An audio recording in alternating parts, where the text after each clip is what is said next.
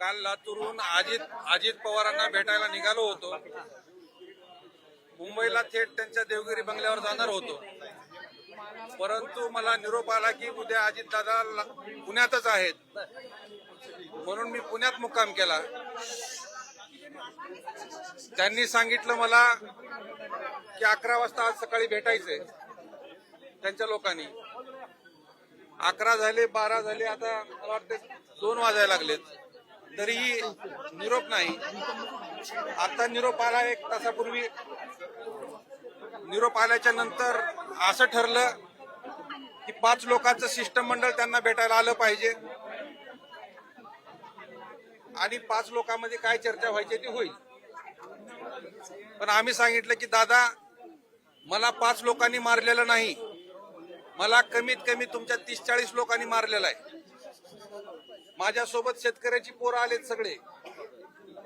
त्या शेतकऱ्यांच्या पोरांना तुमचं उत्तर ऐकायचंय. महाराष्ट्राला तुमच्या तोंडून उत्तर ऐकायचंय. शेतकऱ्याच्या पोरावर का हल्ला तुमच्या राष्ट्रवादीच्या लोकांनी केला, त्याचं उत्तर ऐकायला माझ्यासोबत शेतकऱ्यांची पोरं आलेली आहेत. तुम्ही आमचं म्हणणं ऐकून घेतलं पाहिजे सगळ्याच्या समोर. काय पोलीस प्रशासनानं आम्हाला सांगितलं की काही सिक्युरिटीचा विषय असू शकतो, काही असू शकतं, तरी आम्ही आमच्या वतीनं शब्द दिला होता ही शेतकऱ्यांची पोरं आहेत, चुकीच्या पद्धतीनं काही करणार नाहीत आणि दगाफटका करणारी आमची शेतकऱ्यांची औलाद नाही, हा शब्द आम्ही डिपार्टमेंटला दिला. तरी सुद्धा आम्हाला प्रेशर करण्यात आले की तुम्ही 5 लोकांचं शिष्टमंडळ घ्या आणि दादांना भेटा. तरी आम्ही 5 लोकांवरही तयार झालो.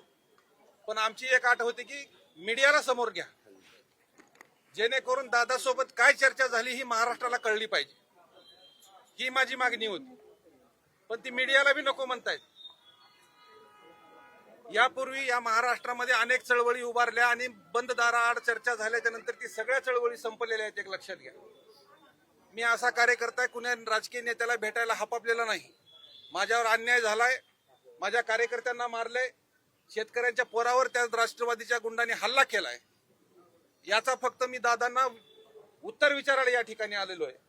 दादांनी ते आमच्या समोर ऐकायला पाहिजे होतं आणि मीडियाला समोर घेऊन आमच्यासोबत चर्चेला तयार व्हायला पाहिजे होतं, मन मोठं करून. कारण तुमचा कृषी मंत्री चुकलाय, तुमचा राष्ट्रवादीचा युवकचा प्रदेश अध्यक्ष चुकला, हे तुम्ही मान्य केलं पाहिजे. त्याची पक्षातून हकालपट्टी करून किंवा त्याचा राजीनामा घेऊन दादा ह्या शेतकऱ्यांच्या पोराला मारलेलं माघारी येणार नाही. शेतकऱ्यांच्या पोरावर हल्ला एकट्या विजय घाडगेवर किंवा छावा संघटनेच्या कार्यकर्त्यावर हल्ला केला म्हणजे काय हे आम्ही निमित्त ठरलोय? तुम्ही महाराष्ट्रातल्या शेतकऱ्यांच्या पोरावर हल्ला केलाय, महाराष्ट्रातल्या शेतकऱ्यावर तुम्ही हल्ला केलेला, एक लक्षात घ्या. माझं असं ठरलंय आता, मी अजित पवारांना बिना कॅमेऱ्याचं आणि बिना मीडियाचं भेटणार नाही. कारण राजकीय पुढाऱ्यांनी आतापर्यंत सगळ्या चळवळी बंद दरवाजा आड बोलावून घेऊन सगळ्या बंद पाडून टाकल्यात, म्हणून मला ही चळवळ बंद पडू द्यायची नाही. अजित पवारांची भेट झाली हरकत नाही. मी इथून आता थेट लातूरला जातोय. तिथं जाऊन माझी आंदोलनाची पुढील दिशा माझ्या कार्यकर्त्यांना बोलवून घेऊन पुढील आंदोलनाची दिशा ठरवू. अजिबात जाणार नाही, अजिबात. माझं दादांचं काही बोलणं झालेलं नाही. त्यांच्या लोकांचे निरोप आमच्या लोकांसोबत सुरू आहेत. त्यांना सगळ्या गोष्टी मी सांगितल्या. त्यांना मी सांगितलं होतं मी एकटा येतो. ठीक आहे, माझे 5ही लोक नको आहेत, मी एकटा येतो. फक्त मीडिया समोर राहू द्या, मीडिया समोर राहू द्या. कारण मीडियाच्या माध्यमातून महाराष्ट्राला कळायला पाहिजे की शेतकऱ्यांच्या पोरावर हल्ला झालाय आणि अजितदादांनी तुम्हाला काय बोललंय, हा माझा विषय होता. भेटायची 11ला भेटू म्हणून त्यांच्या लोकांनी सांगितलं होतं, पण आम्ही सांगितलं होतं की बाबा आम्हाला ऑन कॅमेरा भेटायचंय, मीडियाच्या समोर भेटायचं.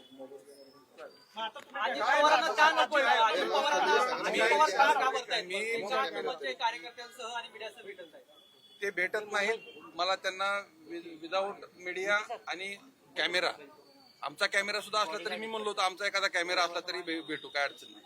पण ते त्यालाही तयार नाही त्यांचे लोक. त्याच्यामुळे मी आता अजितदादांना भेटणार नाही.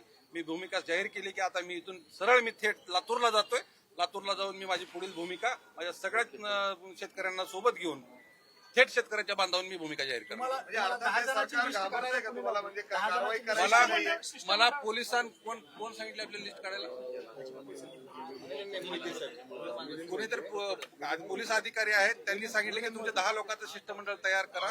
5 लोकांचं म्हणलं होतं, आम्ही 10 लोकांचं दिलं होतं. ऑन कॅमेरा ते आमचा कॅमेरा, मीडियाचा नाही. आम्ही आमच्या कॅमेऱ्यात रेकॉर्ड झालेला आम्ही मीडियाला देणार होतो. परंतु त्यालाही तयार नाहीत.